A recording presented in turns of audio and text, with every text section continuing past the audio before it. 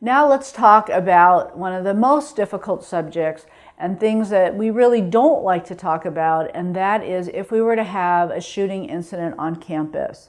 Homeland Security has put out instructions and guidelines across the country of how to handle a shooting incident on a college campus.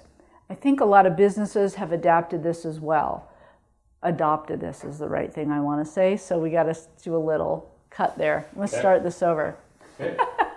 I said they've adapted it as well. Okay. Okay. So let's see. So now we're going to talk about an active shooter response. This is a difficult subject that no one likes to talk about, but Homeland Security has put together some guidelines on what they think are the best measures to take. You can Google run, hide, fight, and you will find a lot of different training versions and advice on this. Some of it's great, some of it's not so great, right? That's what you get online. But do take a look at some other options so that you get a little bit more comfortable with what this is about. So the first one is run. Okay, run makes sense. Human beings and animals, we run in the face of emergency. That's a natural flight instinct. And so the best thing to do is know where you think you would want to run to. Have a plan in mind, have an escape route from wherever your location is. Attempt to run in a zigzag pattern. This comes from some of my police training because I know that the chances de-escalate very quickly that you would be hit with a rock, knife, gun if you were running away in a zigzag pattern.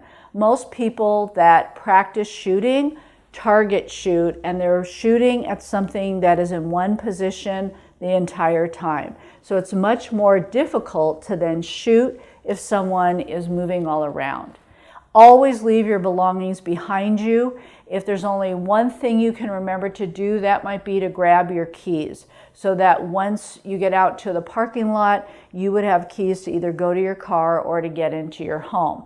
But you'll have to leave with your hands up and visible. The police that are arriving on the scene want to be sure you have nothing in your hands. They are looking for a potential shooter, so be sure that they don't think you're the person with the weapon.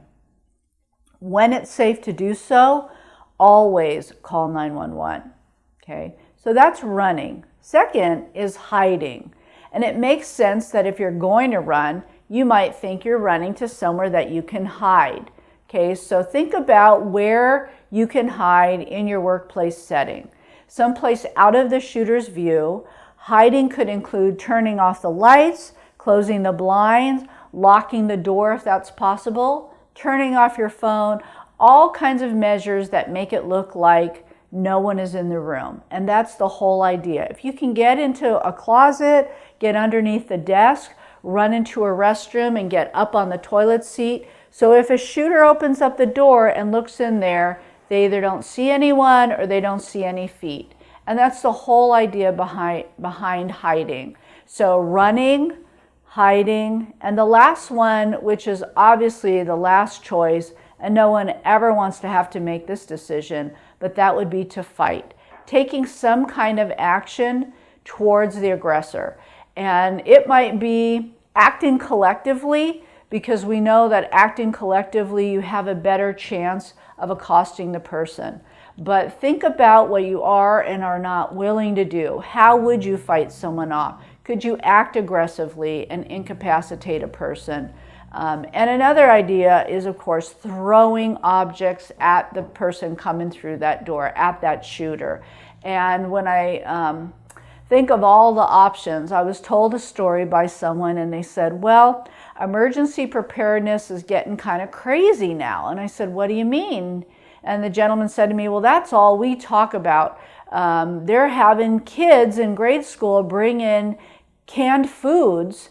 Every child has to bring 2 cans of food so that if there's an emergency, they have canned food with them. And he said, you think they're just going to open up a can of food and sit there and eat it during an emergency or even following one? And I thought about it and I said, I don't think the canned food is for eating during an emergency.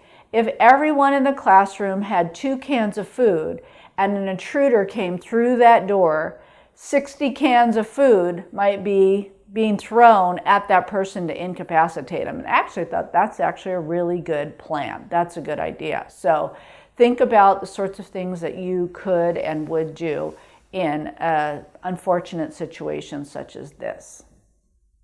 When law enforcement arrives, they're coming onto the campus with a very clear focus.